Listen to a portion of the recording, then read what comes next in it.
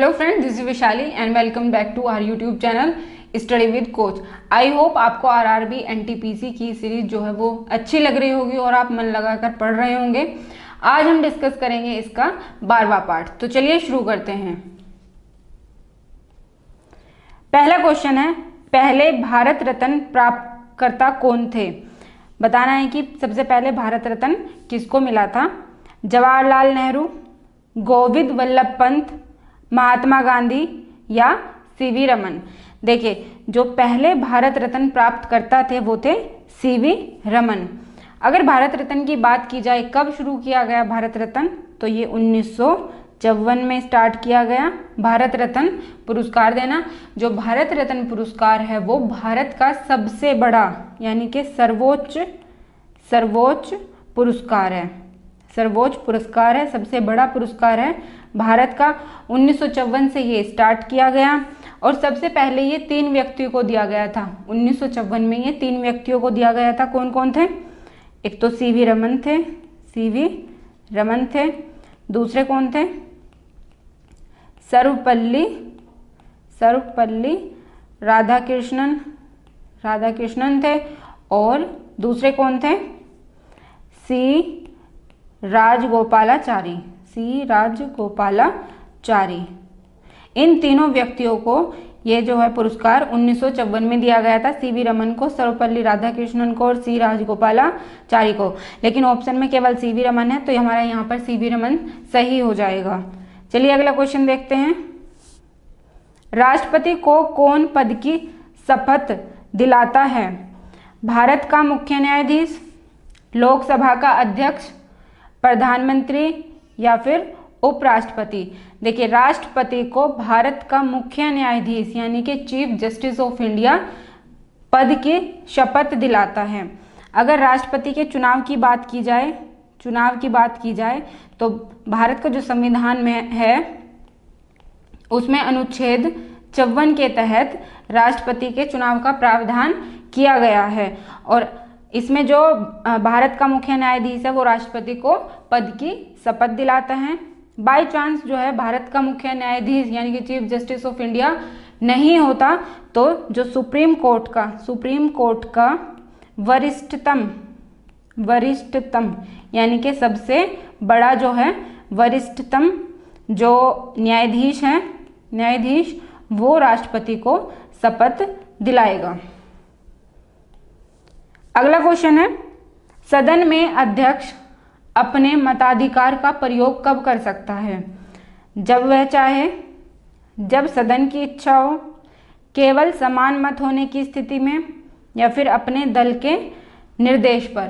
देखिए, जो सदन में अध्यक्ष होता है वो केवल अपना मताधिकार का प्रयोग यानी कि वोट करने का जो अधिकार है उसका प्रयोग तब कर सकता है जब जो मत हैं वो समान हो जाए। सपोज कीजिए किसी बिल पर जो है बहस हो रही है और उसके अगेंस्ट में और उसके पक्ष में जो है वोट डल रही हैं और दोनों तरफ बराबर हो जाए, तब जो है लोकसभा का अध्यक्ष या फिर राज्यसभा का अध्यक्ष अपना निर्णायक मत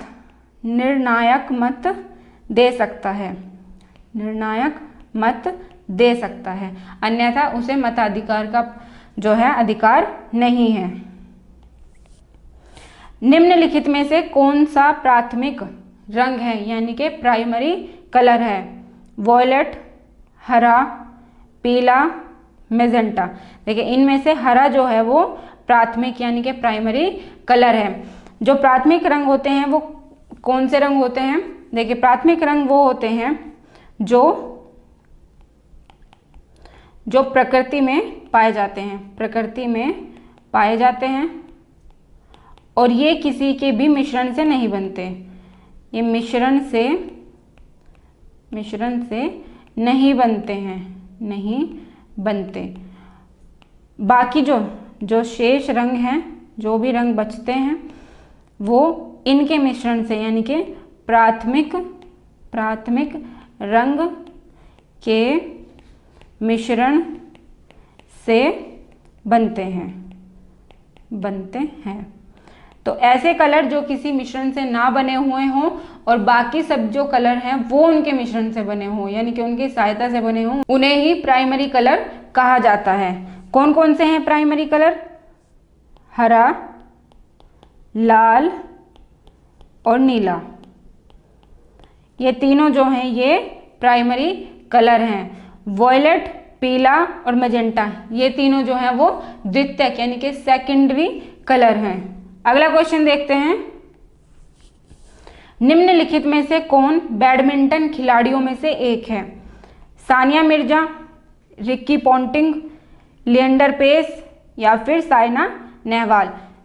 देखिए जो साइना नेहवाल है वो बैडमिंटन खिलाड़ी है, भारतीय बैडमिंटन खिलाड़ी है और ये फर्स्ट नंबर पर रहने वाली, फर्स्ट स्थान पर रहने वाली प्रथम महिला बैडमिंटन खिलाड़ी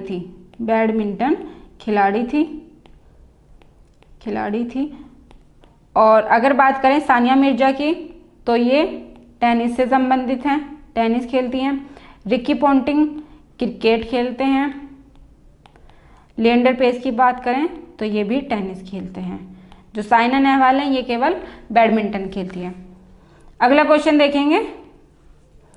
किसी देश के रहन सहन के स्तर का पता चलता है उसकी राष्ट्रीय आय द्वारा, प्रति व्यक्ति आय द्वारा, निर्धनता अनुपात द्वारा या फिर बेरोजगारी दर के द्वारा। देखिए किसी देश के जो लिविंग स्टैंडर्ड है यानी कि जो वहाँ का रहन सहन का स्तर है उसका पता चलता है वहाँ की प्रति व्यक्ति आय के द्वारा, यानी कि पर कैपिटा इनकम कितनी है उसके द्वारा। भारत में राष्ट्रीय आय और प्रति व्यक्ति आय जो है इसकी गणना का जो पहला प्रयास था वो किया था दादा भाई नौरोजी ने। कब किया था? 1867-68 में। अगला क्वेश्चन देखेंगे। मानव द्वारा सर्वप्रथम किस धातु का उपयोग किया गया? तांबा, चांदी, कांसा या पीतल। देखिए मानव द्वारा सबसे पहले जिस धातु का प्रयोग किया गया वो थी तांबा। कॉपर का सबसे पहले मानव ने प्रयोग किया था। सिंधु घाटी सभ्यता विकसित हुई 5000 से 3500 ईसा पूर्व के दौरान, 3000 से 1500 ईसा पूर्व के दौरान, 2500 से 1750 ईस्वी पूर्व के दौरान या फिर 1500 से 500 ईसा पूर्व के दौरान। देखिए जो सिंधु घाटी सभ्यता विकसित हुई 2500 से 1750 ईस्वी पूर्व के दौरान जो है हड़प्पा सभ्यता विकसित हुई। अगर बात करें कि हड़प्पा सभ्यता यानी कि सिंधु घाटी सभ्यता की खोज सबसे पहले किसने की तो ये की दयाराम साहनी ने। किस ईयर में की गई थी ये? 1921 में। 1921 में हड़प्पा स्थल की खुदाई हुई थी, इसीलिए हड़प्पा स्थल की खुदाई हुई, इसीलिए इस सभ्यता को हड़प्पा सभ्यता भी कहा जाता है। चलिए आगे बढ़ते हैं। टाटा आयरन एंड स्टील का मुख्यालय कहाँ स्थित है? कोलकाता, बोकारो, जमशेदपुर या फिर रांची। देखिए जो टाटा आयरन एंड स्टील का मुख्यालय हेडक्वार्टर है वो है जमशेदपुर में। जमशेदपुर में टाटा आयरन एंड स्टील की जो स्थापना की गई थी वो की गई 1907 में की गई थी और ये भारत का सबसे बड़ा स्टील प्लांट है यानी कि इस्पात संयंत्र है टाटा आयरन एंड स्टील। पहले इसका नाम था टिस्को। क्या फुल फॉर्म थी टिस्को की? Tata iron and steel limited. चलिए अगला क्वेश्चन देखते हैं। निम्नलिखित में से कौन से सुल्तान ने नहर सिंचाई व्यवस्था की? बलबन, अलाउद्दीन खिलजी, फिरोज शाह या फिर मोहम्मद बिन तुगलक। देखिए जो फिरोज शाह तुगलक था उसने नहर सिंचाई की व्यवस्था की थी और ये तुगलक वंश से संबंधित था। इसने दीवान ए खैरात और कई सारे जन कल्याणकारी कार्य किए, धर्मशालाएं भी बनवाई थी, धर्मशालाएं भी बनवाई इसने फिरोज शाह तुगलक ने। देखिए अगला क्वेश्चन क्या है, विश्व की सबसे बड़ी मीठे पानी की झील है, लेक सुपीरियर, लेक विक्टोरिया, हाई स्वान, उपयुक्त में से कोई नहीं। तो जो विश्व की सबसे बड़ी मीठे पानी की झील है वो है लेक सुपीरियर। कहाँ पर है ये है कनाडा और अमेरिका की सीमा पर, यानी कि उनकी बॉर्डर पर है, कनाडा और अमेरिका की सीमा पर है लेक सुपीरियर, और ये विश्व की सबसे बड़ी मीठे पानी की झील है। मंत्री परिषद के तौर पर किसके प्रति जवाबदेह हैं, लोकसभा, राज्यसभा, प्रधानमंत्री या फिर राष्ट्रपति। देखिए जो मंत्री हैं वो मंत्री परिषद के तौर पर लोकसभा के प्रति जवाबदेह होते हैं। लोकनायक की उपाधि किसे प्रदान की गई, जयप्रकाश नारायण, A.G. टीकरी, महात्मा गांधी या फिर जवाहरलाल नेहरू। देखिए जो लोकनायक की उपाधि है वो दी गई जयप्रकाश नारायण को। ये एक फ्रीडम फाइटर थे और एक पॉलिटिशियन भी थे, Jayaprakash Narayan. South Western Railway का मुख्यालय कहाँ है, बेंगलुरु, हुगली, बेलगाम या फिर सिकंदराबाद। देखिए साउथ वेस्टर्न रेलवे का मुख्यालय है हुबली, ये गलती से हुगली लिखा गया है, हुबली कहाँ पर है, ये कर्नाटक में है। कर्नाटक का दूसरा सबसे बड़ा शहर है हुबली, दूसरा सबसे बड़ा शहर है हुबली, और हुबली में है साउथ वेस्टर्न रेलवे का हेडक्वार्टर। अगर हुगली की बात करें तो हुगली जो है ये कोलकाता में है, कोलकाता में है हुगली, लेकिन जो हुबली है वो है कर्नाटक में। अगला क्वेश्चन है, निम्नलिखित में से कौन सी झील दुनिया की प्राचीनतम और सर्वाधिक गहरे ताजे पानी की झील है, lake Titicaca, lake Baikal, lake Chilka या फिर लेक सुपीरियर। देखिए जो लेक बेकाल है वो दुनिया की प्राचीनतम यानी कि दुनिया की सबसे पुरानी और सबसे गहरी ताजे पानी वाली झील है, लेक बेकाल। बी आंसर सही हो जाएगा इसका। भारतीय संविधान में राज्य नीति के निदेशक सिद्धांत किस देश के संविधान से लिए गए थे, ब्रिटेन, आयरलैंड, USA या फिर कनाडा। देखिए जो भारतीय संविधान में राज्य नीति के निदेशक सिद्धांत हैं यानी कि DPSP वो लिए गए हैं आयरलैंड के संविधान से, आयरलैंड के सिद्धांत से। अगर बात करें कि जो राज्य नीति के निदेशक सिद्धांत हैं वो भारतीय संविधान में किस भाग में हैं, तो वो भाग 4 में है। किस अनुच्छेद से किस अनुच्छेद तक हैं, तो वो है अनुच्छेद 36 से 51 तक। अनुच्छेद 36 से 51 तक राज्य के नीति निदेशक जो सिद्धांत हैं उनका प्रावधान किया गया है। अगला क्वेश्चन देखते हैं, पेंसिल का लिखने लायक हिस्सा किस चीज से बना होता है, ग्रेफाइट, चारकोल, लेड ऑक्साइड या फिर लैम्प ब्लैक। देखिए जो पेंसिल का लिखने वाला हिस्सा होता है वो बना होता है ग्रेफाइट का। ग्रेफाइट जो है ये कार्बन का अपर रूप होता है, कार्बन का अपर रूप होता है। अगला क्वेश्चन देखते हैं, यूनेस्को की विश्व सूची में शामिल कंचनजंगा बायोस्फीयर रिजर्व किस प्रदेश में स्थित है, मध्य प्रदेश, महाराष्ट्र, सिक्किम या फिर असम। देखिए जो कंचनजंगा बायोस्फीयर रिजर्व है ये है सिक्किम में, और इसका नाम जो रखा गया है वो कंचन एक पर्वत का नाम है, उसी पर्वत के नाम पर कंचनजंगा बायोस्फीयर रिजर्व नाम रखा गया है। और इसे यूनेस्को की जो विश्व सूची में शामिल किया गया, कब किया गया, 2016 में। और इससे पहले 10 जो हैं बायोस्फीयर रिजर्व जो हैं शामिल हो चुके हैं यूनेस्को की लिस्ट में। ये जो है ये 11वां था, जो कंचनजंगा बायोस्फीयर रिजर्व है ये 11वां था। चलिए अगला क्वेश्चन देखते हैं। राज्य विधान परिषद का मुख्य कौन होता है? राज्यपाल, सभापति, उपराष्ट्रपति या फिर राष्ट्रपति? देखिए जो राज्यपाल होता है वो राज्य विधान परिषद का मुख्य होता है। ऑप्शन नंबर ए सही होगा इसका, राज्य विधान परिषद का मुख्य होता है राज्यपाल। राज्यपाल जो है या तो डायरेक्टली या फिर जो उसके अंडर अधिकारी काम करते हैं उनके माध्यम से राज्य विधान परिषद की जो कार्य गतिविधियां हैं उनका संचालन करता है, विधियों का संचालन करता है। कौन? राज्यपाल। देखिए प्रत्येक राज्य में एक राज्यपाल होगा, लेकिन कभी कभी किसी 2 राज्य के या फिर 2 से अधिक राज्यों के एक राज्यपाल हो सकता है।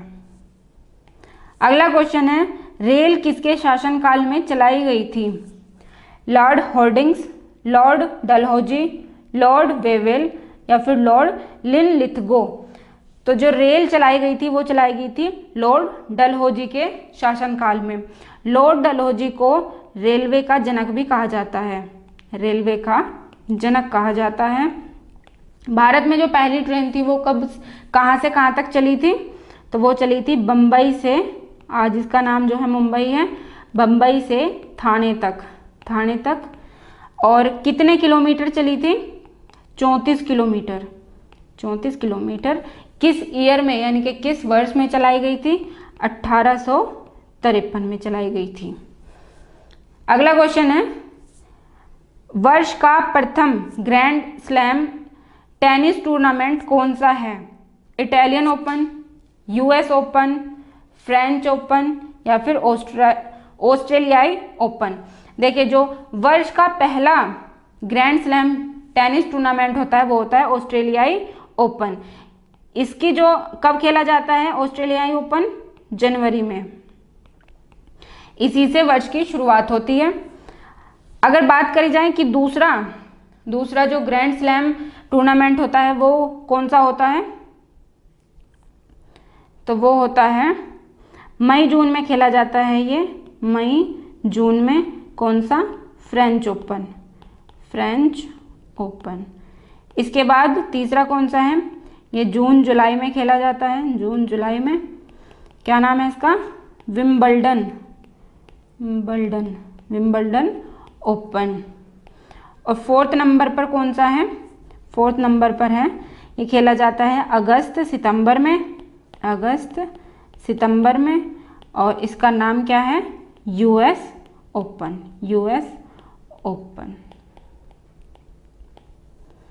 अगला क्वेश्चन देखते हैं, संविधान का वर्णन किसमें निहित है?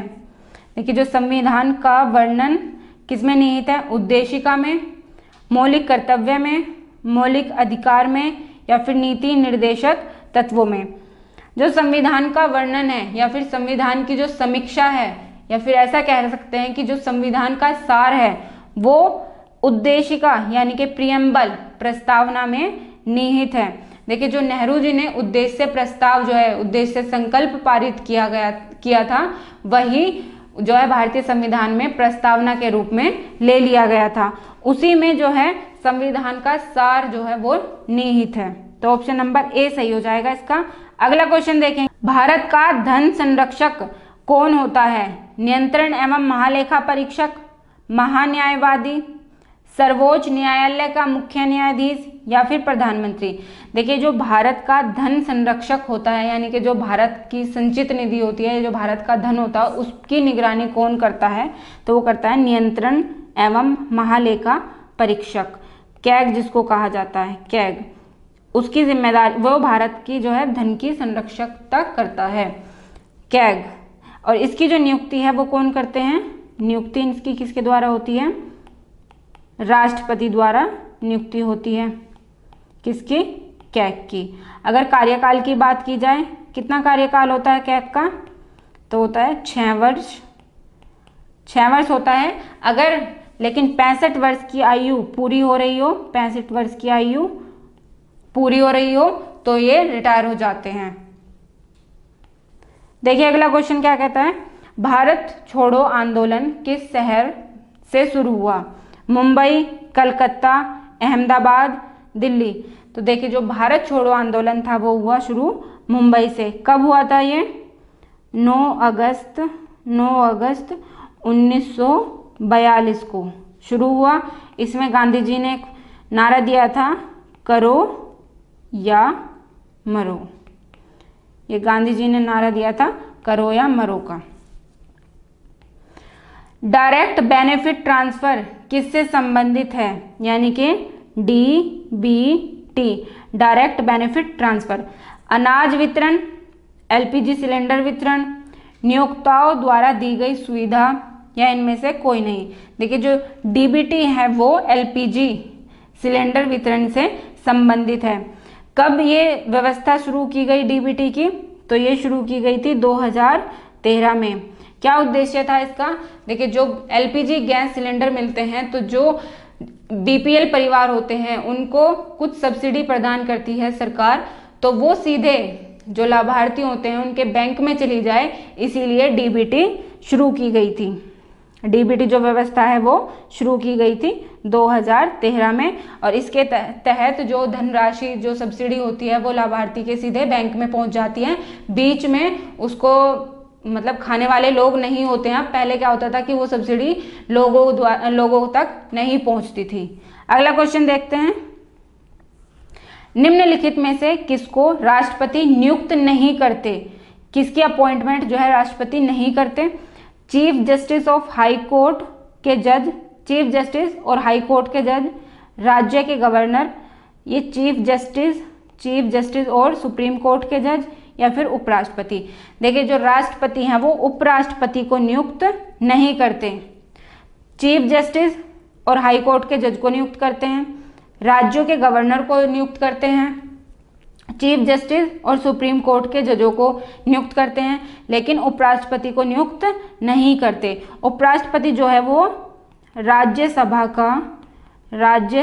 का पदेन सभापति होता है, पदेन सभापति होता है। और इसकी जो नियुक्ति है, उपराष्ट्रपति की नियुक्ति राष्ट्रपति द्वारा नहीं की जाती है। इनकम टैक्स से जुड़े हुए पैन कार्ड में पैन किसका सूक्ष्म रूप है? बेसिकली हमें यहाँ पर पैन की फुल फॉर्म बतानी है।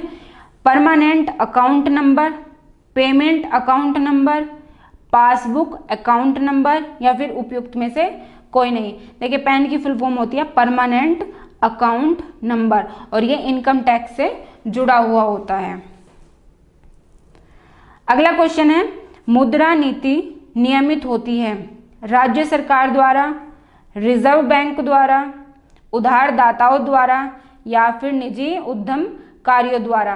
देखिए जो मुद्रा नीति है या मौद्रिक नीति है वो रिजर्व बैंक यानी कि RBI द्वारा नियमित होती है। RBI जो है वो हर 3 माह में तिमाही मौद्रिक नीति लाता रहता है, मौद्रिक नीति जो है जारी करता है। अगला क्वेश्चन है, ओणम उत्सव मनाया जाता है कर्नाटक में, केरल में, तमिलनाडु में, या फिर उड़ीसा में। देखिए जो ओणम उत्सव है वो मनाया जाता है केरल में। केरल में मनाया जाता है, किस खुशी में मनाया जाता है? जो इनके मतलब केरल में जो भगवान है महाबली, ऐसा माना जाता है कि महाबली जो हैं वो केरल में आते हैं, इसलिए महाबली के आगमन पर मनाया जाता है ओणम उत्सव। किस माह में? अगस्त में मनाया जाता है, अगस्त में, और ये 10 दिनों तक चलता है, 10 दिनों तक चलता है ओणम उत्सव। अगला क्वेश्चन है, कौन सा बैंक किसानों को दीर्घ अवधि का ऋण देता है? नाबार्ड, भूमि विकास bank, State Bank of India, या फिर ग्रामीण बैंक। देखिए जो किसानों को लॉन्ग टर्म के जो ऋण हैं वो देता है नाबार्ड बैंक, नाबार्ड। अगर फुल फॉर्म की बात की जाए नाबार्ड की तो क्या है, national bank for agriculture and rural development. इसकी स्थापना कब हुई थी? 12 जुलाई 1982 को नाबार्ड की जो है स्थापना हुई और ये किसानों को दीर्घ अवधि के ऋण प्रदान करता है। भारत की निम्नलिखित में से कौन सी नदी पश्चिम घाट यानी कि वेस्टर्न घाट से शुरू नहीं होती, यानी कि वहां से उसका उद्गम नहीं होता? गोदावरी, कृष्णा, महानदी या फिर कावेरी? तो देखिए जो महानदी है वो वेस्टर्न घाट से नहीं निकलती। कहाँ से निकलती है ये? छत्तीसगढ़ में रायपुर जिला है, रायपुर जिला है और वहाँ पर सिहावा एक स्थान है, सिहावा स्थान से ये निकलती है। अगर इसकी लंबाई की बात की जाए, कितनी लंबाई है इसकी? 814 किलोमीटर महानदी की। इसकी सहायक नदियाँ कौन सी हैं? ब्राह्मणी और दूसरी है वैतरणी। ये दो जो हैं इसकी मुख्य सहायक नदी हैं महानदी की। अगला क्वेश्चन देखते हैं। मुद्रास्फीति सबसे अधिक किसके लिए लाभदायी होती है? देनदार, मकान मालिक, बड़ा लेनदार या फिर सीमित आय वाला समूह? देखिए जो मुद्रास्फीति होती है वो देनदार के लिए अधिक लाभदायी होती है। फ्रेंड्स इस वीडियो में इतना ही। अगर आपको हमारी ये वीडियो पसंद आई है इसे प्लीज लाइक कीजिए, शेयर कीजिए और हमारे चैनल को सब्सक्राइब करके बेल आइकन का बटन जरूर दबा लें ताकि जो भी हम वीडियो अपलोड करें वो आपको सबसे पहले मिले। तो मिलते हैं नेक्स्ट वीडियो में किसी नए टॉपिक के साथ। Thank you.